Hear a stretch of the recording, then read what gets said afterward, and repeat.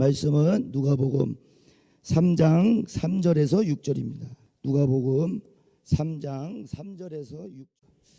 여러분, 신발이 한쪽만 닳았다면 걷는 자세가 잘못된 것이랍니다. 앉아 있을 때 허리가 자꾸 아파오면 앉은 자세가 잘못되었으므로 통증이 유발된다고 합니다. 즉 자세를 바꿔야 통증을 완화시킬 수 있답니다. 무엇인가 할 때도 마찬가지죠. 그 일을 아무리 잘해도 자세가 안정되지 않고 바르지 않다면 부상을 입거나 다치게 되고 고장나게 된다는 겁니다. 무엇을 신고 걷느냐가 중요한 게 아니라 걷는 자세가 중요하고, 어디에 앉아 있느냐가 아니라 어떤 자세로 앉아 있느냐가 중요합니다. 여러분, 의자가 고급이어야 우리의 예배가 달라지는 게 아닙니다. 음향이 좋아야 심령에 불이 떨어지는 게 아닙니다. 여러분, 고급 의자를 여기다 세팅해 놓으면 좋죠. 편하죠. 그게 나쁘다는 게 아니에요. 음향을 좋은 최고의 시설, 고급 시설로 바꾸면 당연히 듣기는 좋습니다. 그게 나쁘다는 게 아니에요. 음향이 좋아도 졸 사람들은 졸고 예배만 드리고 갈 사람들은 예배만 드리고 간다, 이겁니다. 여러분, 어떤 분이 그래요. 하나님이 지금 우리 통일을 안 시키시는 것이 다행이라고.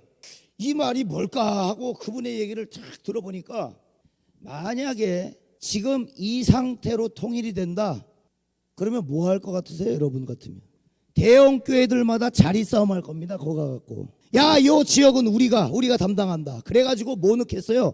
건물 지어놓고 뭐 넣겠어요? 최고의 시스템, 최고의 음향, 최고의 스크린. 그게 복음이 아니잖아요. 그러니까 이분이 하는 얘기가, 지금 하나님이 통일 안 시키는 게 다행이다. 한국교회 보니까 가서도 자리 싸움 할 거라는 거예요.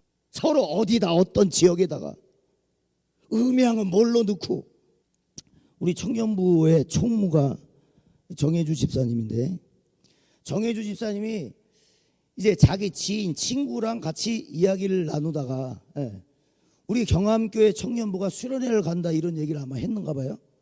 그래서 수련회 가가지고 어디로 가고 어디 예약했고 뭐 어떤 프로그램들을 하고 요것만 딱 얘기를 했더니 그 친구가 뭐라 그러냐, 야, 그러면 교회 수련회야 그게? 그럼 수련회를 왜 가는 거야? 아니, 어디 가서 예약 잡아가지고 펜션에서 놀고 이런 프로그램 저런 프로그램 해, 그게 교회 수련회야? 지인이 그러더랍니다.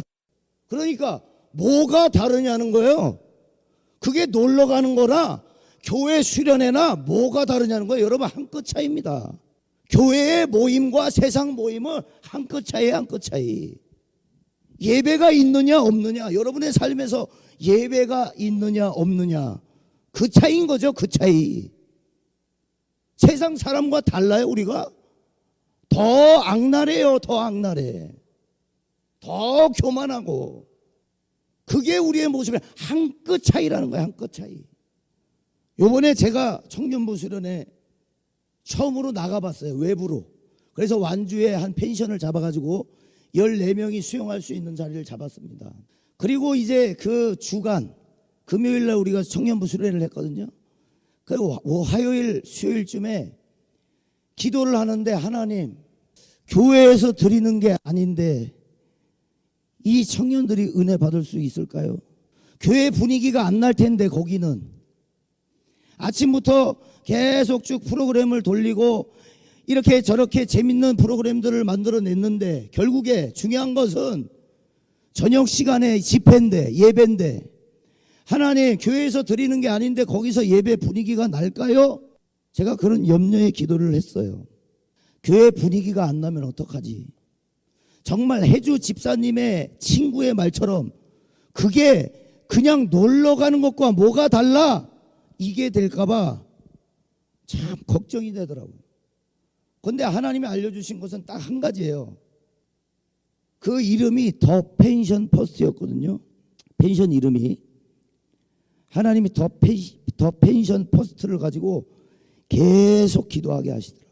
이름을 불러가면서, 하나님, 더 펜션 퍼스트에 주님의 보혈을 부어주시옵소서. 그 당일날 하늘의 문을 열어주시고 하나님 보혈로 발라주시옵소서. 계속 더 펜션 포스트 4호방, 우리가 4호실이었거든요. 4호실에 주여 보혈을 부어주옵소서. 왜요? 왜 이렇게까지 해요? 하나님이 함께 하시지 않으면 그거는 놀러 간 거나 마찬가지예요. 교회에서 갔다고요? 하나님이 같이 가시지 않으면 놀러 간 겁니다. 거기에 임재가 없었어요? 놀러 간 거예요. 여러분 여기 오셨어요? 만나고 가셔야 돼요. 할렐루야.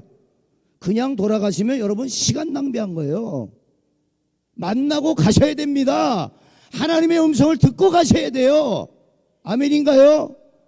예. 세상과 다를 게 종이 한 장 차이밖에 안 난다는 거예요. 여러분 자세에 또 다른 의미가 있는데 이 자세는 마음가짐이라는 의미가 있습니다. 마음가짐. 행동이라는 외부적 자세보다 더 중요한 것은 마음의 자세가 어떠하느냐는 거예요.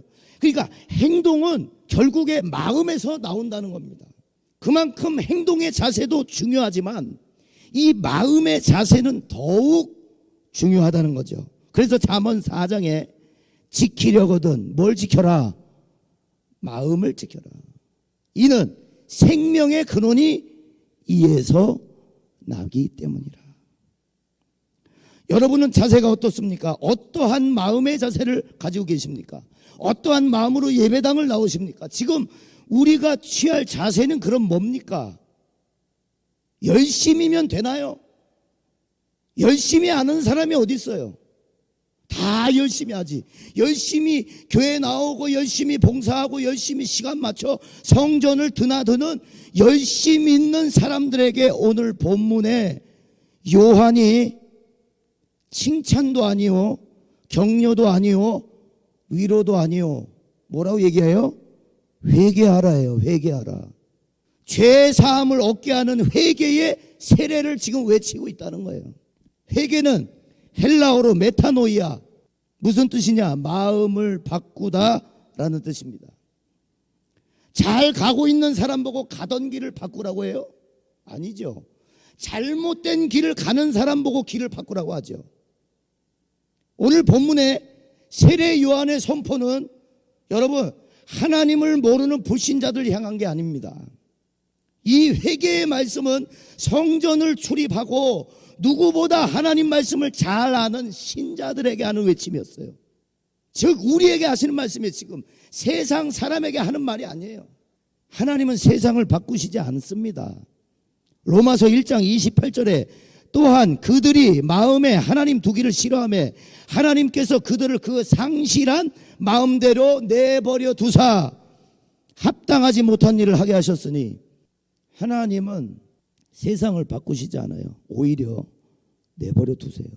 죄가 만연하게 두신다고. 내버려 두사. 하나님은 하나님의 사람을 바꾸십니다. 믿습니까? 여러분 개혁하고 변혁하고 변화하기를 원하신다는 거예요. 누가? 하나님의 사람들이. 죄악이 넘치는 도시 니느웨 사람들을 바꾸시는 게 아니었어요. 누구를 바꿨어요? 요나를 바꿨어요. 니느웨 가라. 싫습니다. 그리고 다시스로 가요. 잡아 끌어나가고 니느웨로 가게 만들어요. 그건 누구를 바꾸시는 거예요? 세상을 바꾸시는 거예요? 니느웨를 바꾸시는 거예요? 아니에요. 요나를 먼저 바꾸시는 거예요. 하나님의 사람을 먼저 바꾸시고 그 다음에 죄악된 세상이 듣게 만드신다고요. 그 요나 한 사람을 바꿔서 니느웨의 회개를 선포하게 하신다고요. 그러니까 니느웨가 어떻게 됩니까? 어린 아이부터 노인까지 거기다가 동물들 짐승들까지 다 죄를 뒤집어 쓰고 하나님께 회개합니다. 여러분 오늘 본문에 우리에게 무슨 자세를 이야기하느냐? 누가복음 3장 4절에 너희는 주의 길을 준비하라. 그의 오실 길을 곧게 하라. 무슨 자세요? 주의 오실 길을 준비하는 자세. 주님 오심을 인지하는 자세. 주님을 맞이하는 자세다. 마음을 바꾸라는 말은 즉 바꿔야 할 마음이 있다는 거예요. 지금 그 자세 가지고는 안 된다. 여러분 5절입니다. 다 같이 한번 읽어볼게요. 시작. 모든 골짜기가 메워지고 모든 산과 작은 산이 낮아지고 굽은 것이 곧아지고 험한 길이 평탄하여 질 것이요. 여러분 골짜기는 울퉁불퉁한 것이 특징입니다. 골짜기 짙다, 골짜기 졌다, 올라갔다 내려갔다 한 도로가 바로 골짜기 진 도로예요. 뭘 얘기하느냐? 기복적 신앙을 얘기합니다. 기복적 신앙. 좋을 땐 할렐루야, 안 좋을 땐 다 싫어. 그냥 예수도 싫고 교회도 싫고 예배도 싫고 바람에 날아가는 겨와 같이 이리저리 왔다 갔다. 주님을 맞이하는 마음의 자세, 첫 번째는 골짜기를 메워랍니다. 기복신앙을 벗어라는 거예요. 불평과 불만에는 주님이 오실 수가 없어요. 울퉁불퉁한 곳으로 차를 운전해 가는 사람은 없습니다. 차 다 망가져요.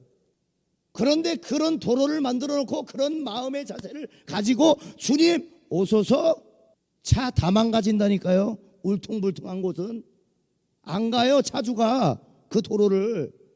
근데 주님 보고 오라 그래? 울퉁불퉁한 마음에 자기도 차로 안 가면서. 그런데 우리의 마음은 그렇게 골짜기가 생겨서 울퉁불퉁하게 만들어 놨더라. 첫 번째입니다. 골짜기를 메우라. 여러분 기복신앙을 버리시기 바랍니다. 자, 그 다음은 뭐예요? 모든 작은 산과 높은 산이 뭐 해야 된다? 낮아져야 한다. 여러분 여기서 중요한 겁니다. 높은 산만 낮아지라고 얘기 안 해요.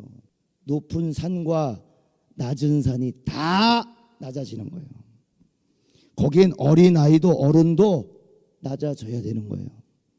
부한 자도 가난한 자도 낮아져야 하는 거예요. 뭘 얼마나 가졌냐, 적게 가졌냐가 아닙니다. 다 낮아져야 하는 거예요. 주의 오실 길을 준비하는 데는 높아진 우리의 교만을 낮추고 걸을 수 있는 평탄한 길이 되는 것, 이것이 마음의 자세 두 번째입니다. 자, 세 번째입니다. 그 다음은 굽었던 것이 곧아진다, 펴진다. 예. 구부러진 우리의 마음, 삐뚤어진 우리의 생각, 위선과 거짓, 간사함과 완악함을 버리란 뜻이에요. 여러분 매스컴에 뉴스로 보도가 됐습니다만 살인 예보가 많죠. 저 제일 먼저 터졌던 데가 이름이 생각이 안 나네. 구로구 제일 먼저 터졌던 데가 하여간 있어요. 근데 거기에 그 살인을 한 사람의 얘기가 뭐냐면 내가 불행하니까 남도 불행하게 하고 싶다는 거예요. 그게 구부러진 마음이에요. 그게 구부러진 마음이에요. 내가 불행하니까 남도 불행해야 합니까? 어디 또 보니까 초등학교 학부모인데, 여러분 어디 가서 그렇게 하지 마세요. 여러분도 내가 카이스트까지 공부했어. 아이고 참, 그게 자기 자신을 소개하는 방법입니까? 내가 카이스트까지 나왔어. 너 어디까지 공부했어? 구부러지고 험한 마음이 평탄하게 되기를 바랍니다. 성도님들, 여러분의 마음의 자세는 평지가 되기를 축복합니다. 그래서 세례 요한이 과격하게 말한 거예요. 과격하게 7절에 세례를 받으러 나오는 무리를 보며 뭐라고 그래요? 독사의 자식들아, 독사의 자식들아. 그 당시에 성전 출입하며 율법 지키고 누구보다 주일 성수 잘하는, 성전 드나드는 예수 믿는, 하나님 믿는 사람들이었어요. 그런데 독사의 자식들아, 여러분 오늘 세례 요한이 말한 주의 오실 길을 준비하는 마음의 자세는 거칠애가 아니라는 거예요. 음양과 사운드가 아니라는 거예요. 어쩌면 자, 북한이 지금 통일 안 된 이유가 정말 다행입니다라고 얘기했던 그분의 말처럼 정말 다행이에요. 다행. 분열과 싸움과 다툼과 교파 싸움과 통일돼봐야 무슨 복음의 능력이 나타나겠어. 통일돼봐야. 여러분 시간 됐으니 이제 나오는 형식의 모임이 아니라는 거예요. 세례 받으러 오는 게 중요한 게 아니라 마음의 자세를 바꾸라는 얘기였습니다. 세례 요한의 선포는. 일요일이니까 예배당 나왔으니까 거룩해야지. 이 시간만은 거룩해야지. 그럼 예배당 밖에 나가서는 그러면 거룩하지 않고 아니 그걸 왜 정해놔? 예배당에서는 거룩해야지. 나가서는 그냥 맘대로. 그걸 왜 정해놔? 이 예배 시간만은 거룩해야지. 나가서는 원래대로. 여러분 그거 무슬림들이 최고 잘해요. 자 시간 됐다 모여라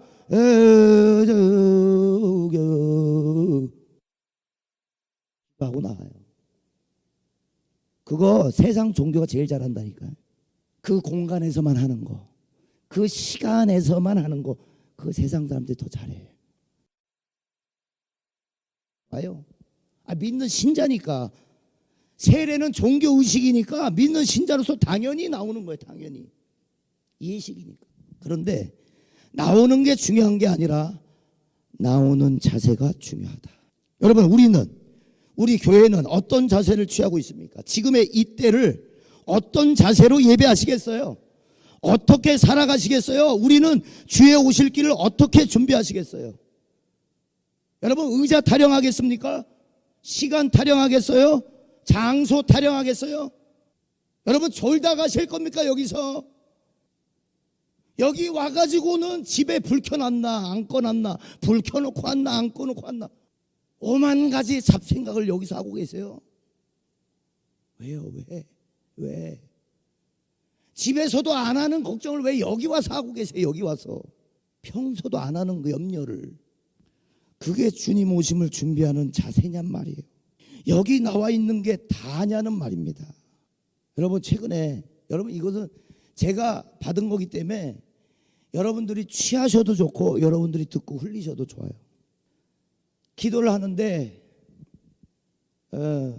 코로나가 시작된 이전에는 어떤 시대였는지 잘 기억이 안 나요. 제가 코로나 시작하고부터 사역을 시작했거든요.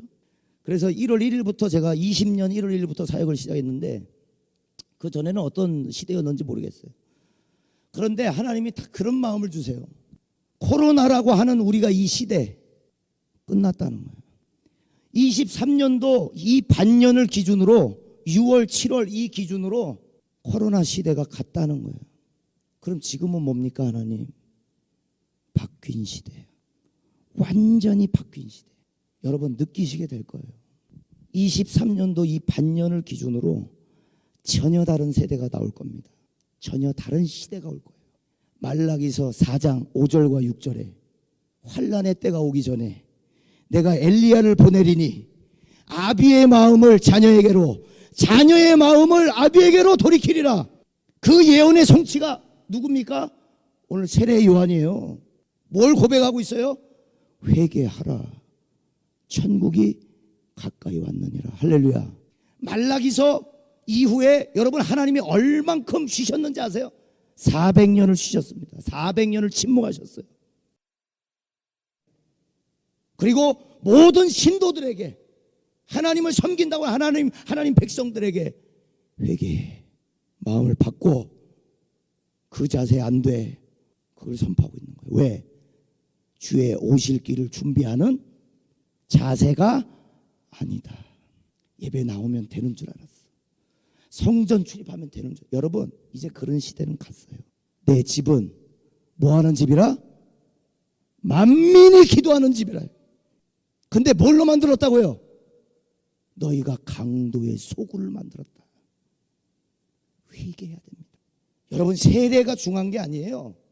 예배가 중요한 게 아닙니다. 이제는 마음의 자세를 바꾸라고 하십니다. 깨어나라 잠자는 자들아, 죽은 자들 속에서 일어나라는 거예요. 죽은 자들 속에서 일어나라.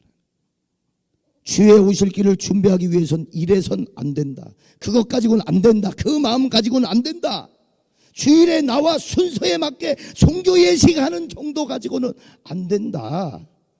여러분 들려오는 사회의 소식들이 얼마나 우리를 혼란하게 만듭니까? 어떻게 저래? 어떻게 인간이 저 정도까지 가? 무서워서 이제 어떻게 살아? 여러분 세상은 더욱 악해져만 간다고요. 앞으로 더욱 성경이 좋아진다고 얘기한 적이 없어요. 그런데 우리는 동일한 마음을 갖는다. 동일한 예배를 드린다. 세상은 악해져만 가고 유혹이 점점 강해지고 간사해지고 유혹이 달콤해지고 그런데 우리는 동일한 마음으로 동일한 자세로 동일한 예배를 드린다. 세상은 저렇게 강력해지고 유혹이 세지고 간사해지는데 마음의 골짜기를 내고 높아지게 만들고 구부러지게 만드는데 세상은 그렇다는 거예요. 세상은 우리 마음의 골짜기를 낸다는 거예요. 자꾸만 높은 산이 되고 싶게 만든다는 거예요.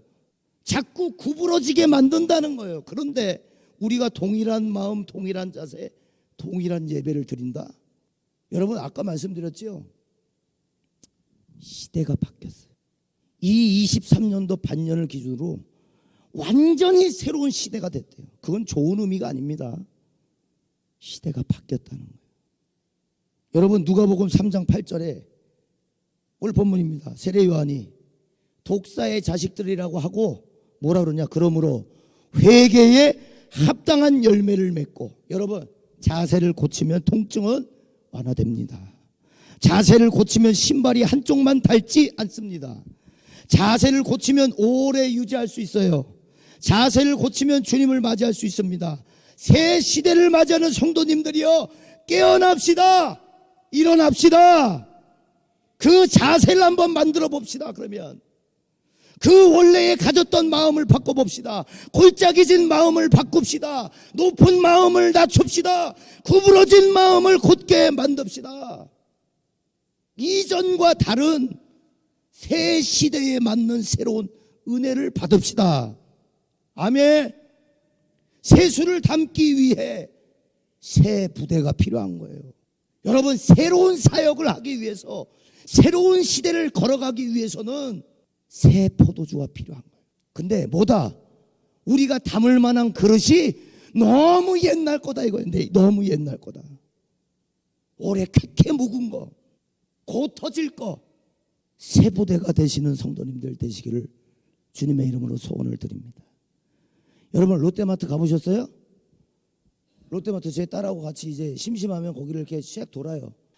야, 나는 갈 때마다 롯데마트에 정말 이걸 누가 만들었을까 싶은 생각이 드는 거예요. 롯데마트에 이렇게 걸어가면은 안내방송이 나와요. 안내방송이. 그거 아시는가 모르겠네. 뭐라 그러냐면 다시 모든 것을 새롭게. 롯데마트 전주점에서 안내 말씀드립니다. 자, 뭐라고요? 다시 모든 것을 새롭게. 야, 이거 아니 마트도 모든 것을 새롭게 거품을 빼고 가격을 낮추겠다고 이런 정신을 보여주는데 교회가 새로워지지 않는다. 새 부대가 되지 않는다. 여러분 이걸 잘 기억하세요. 롯데마트 저 가보셔봐 한 번씩. 한번 들어봐. 그 나올 때까지. 다시 모든 것을 새롭게. 뭘 새롭게 하는지 모를 거예요. 그 롯데마트는. 뭘 새롭게 해야 되는지. 뭐 메뉴를 새롭게 해야 되는지 위치를 새롭게 해야 되는지 모를 거예요. 자, 성경은 알려주는 거예요. 뭘 새롭게 해라? 마음을 새롭게 해라.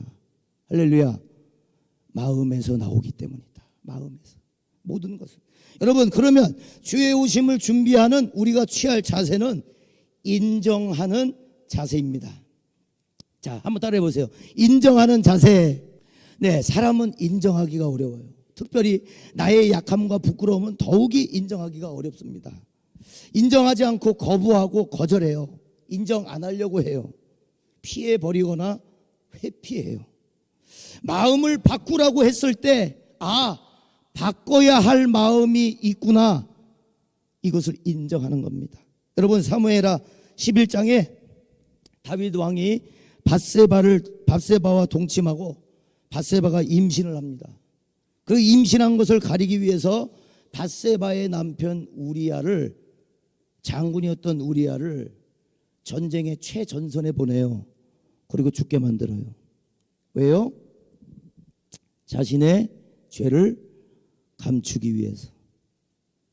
자, 자신의 죄를 감추기 위해서 감춰줬을까요?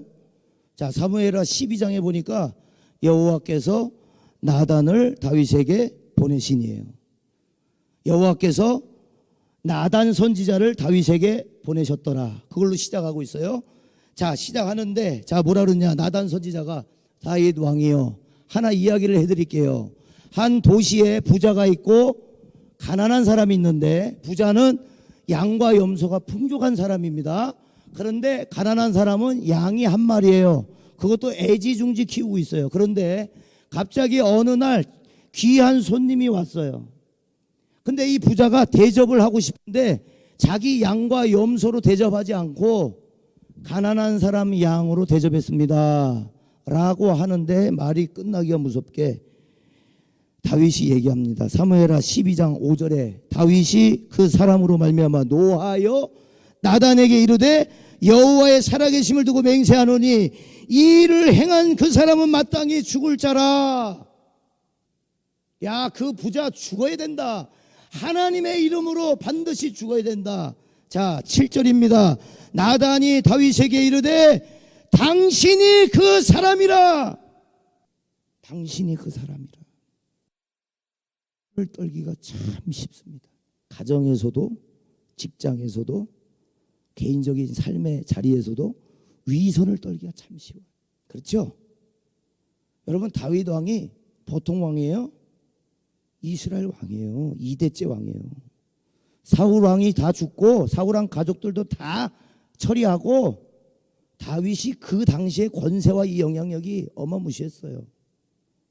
나단 선지자 하나 처리하는 거 아무 문제가 안 돼요. 덮을 수 있어요. 묻어버릴 수 있어요. 죽이면 그만이에요. 그런데 나단이 다윗에게, 이 나단 선지자도 간땡이가 큰 것 같아. 그게 너야. 그게 당신이야. 여러분, 오늘 5절에 뭐라고 얘기합니까? 모든 골짜기가 메워지고 모든 산과 작은 산이 낮아지고 굽은 것이 곧아지고 험한 길이 평탄하여 질 것이요. 은혜는 뭐냐? 그게 너야 했을 때 그게 나구나. 그게 나였구나. 그게 접니다. 13절에 뭐라 그럽니까? 다윗이 내가 여호와께 범죄하였노라. 다윗이 누군데? 이스라엘의 왕 아닙니까? 힘과 권력이 그에게 있어요. 그런데 다윗은 인정해 버려요. 도망가지 않아요. 덮으려고 안 해요. 당신이 그 사람이요. 네, 맞습니다. 내가 그랬습니다. 내가 그렇습니다. 납니다. 그게 바로 납니다. 그러면서 시편 51편을 시작하는데 소제목이 뭐냐? 시편 51편의 소제목, 다윗이 밧세바와 동침한 후 선지자 나단이 그에게 왔을 때라고 소제목을 시작하고 있어요. 뭐라 그럽니까? 우술초로 나를 정결하게 하소서. 내가 정하리이다. 여러분, 제가 시편 51편을 제일 좋아해요. 제일 좋아해요. 죄에 대한 고백이에요. 제일 좋아합니다. 여러분, 여기서 우술초로 나를 정결하게 해달라고 하는 것은 그 당시에 문둥병 환자들이 대제사장 앞에 나와가지고 야, 너 더 이상 문둥병자 아니다, 이것을 인정받는 정결 예식에 쓰였던 이 꽃이에요. 꽃. 우술초. 야, 새의 피를 적셔가지고 야, 너 이제 정결하다, 이런 의미예요. 유대인의 전설에 보니까 실제로 다윗이 그 범죄 이후에 문둥병에 걸렸다는 이야기가 있지만 그건 신빙성이 별로 없고, 마음의 문둥병이 걸렸다는 것을 본인이 한 거예요. 마음의 문둥병. 여러분, 문둥병은 퍼지게 돼 있습니다. 그러니까 오늘 이 다윗의 고백은요, 뭐예요? 자, 우리가 주일날 우리 죄를 고백하고 하나님 앞에 용서를 구합시다. 여러분, 어떻게 기도하세요? 하나님이 용서해 주시고 또 바로 넘어가. 하나님이 용서해, 한 주 동안 살아온 죄 용서해 주시고 끝났어. 바로 넘어가. 건강하게 하시고 또 넘어가. 잘 되게 하시고.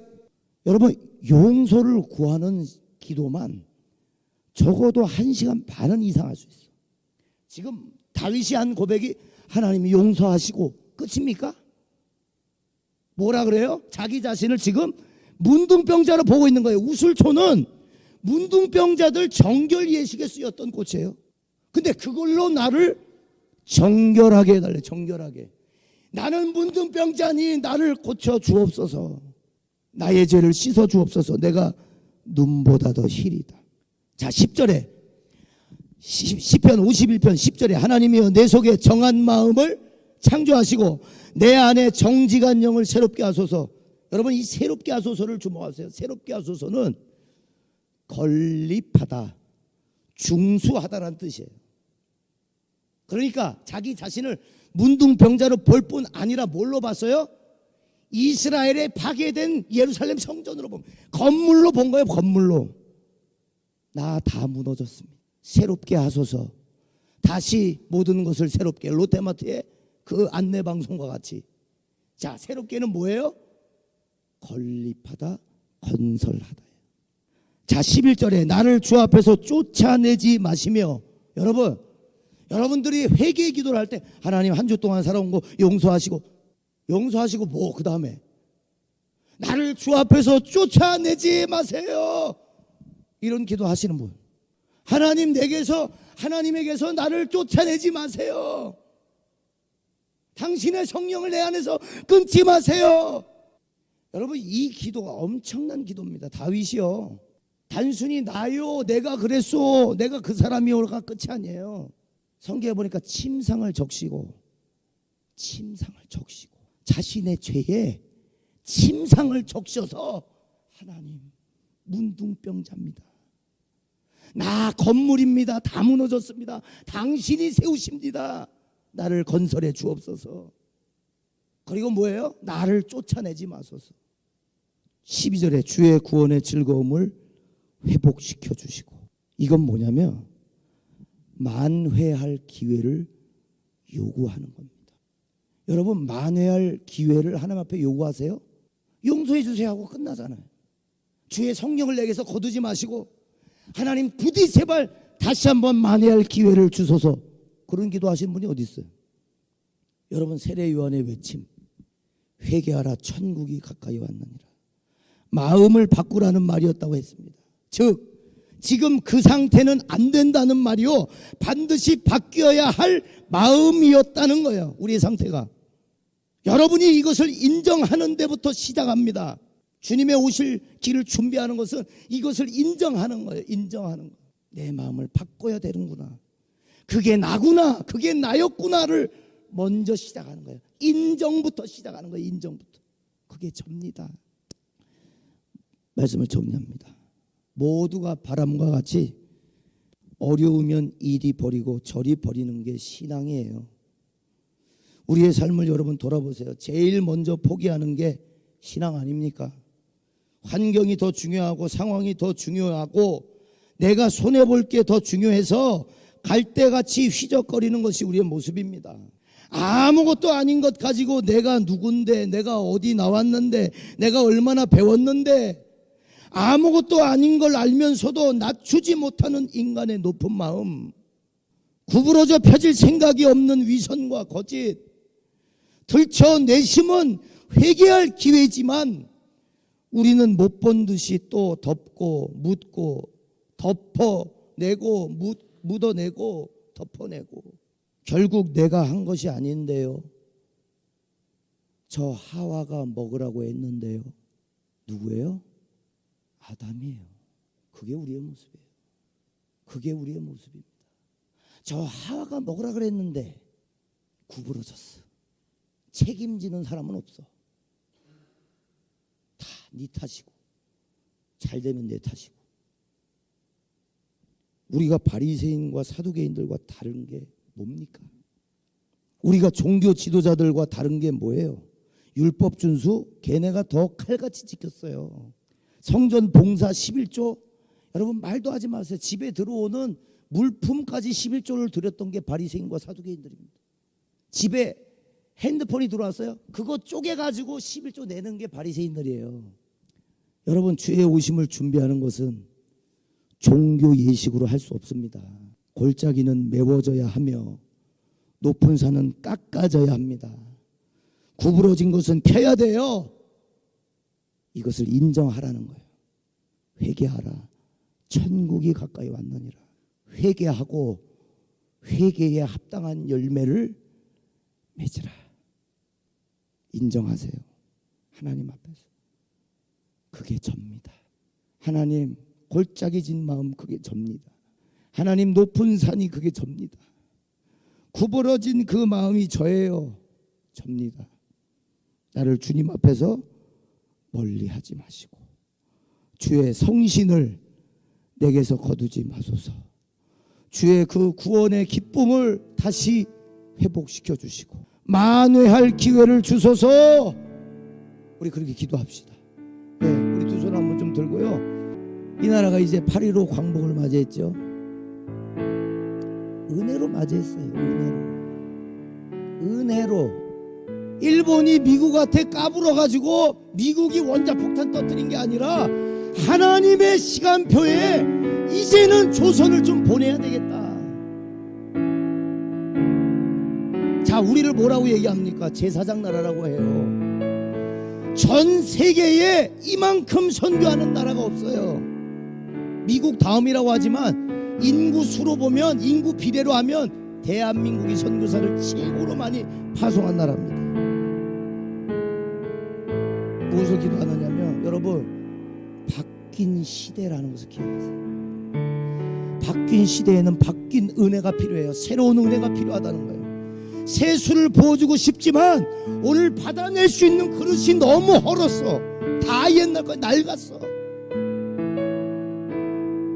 여러분, 마음을 바꾸시길 바래요. 마음을 바꿉시다. 마음을 바꿉시다. 하나님, 그게 접니다. 인정하고 주여, 나를 주님 앞에서 멀리하지 마시고, 오늘 시편 51편의 고백과 같이 주여, 주의 성신을 내게서 거두지 마옵소서. 그 구원의 기쁨을 내게 회복시켜 주시고 사모하는, 자원하는 정직한 영을 새롭게 하옵소서. 우리 주여 한번 외치고 동성으로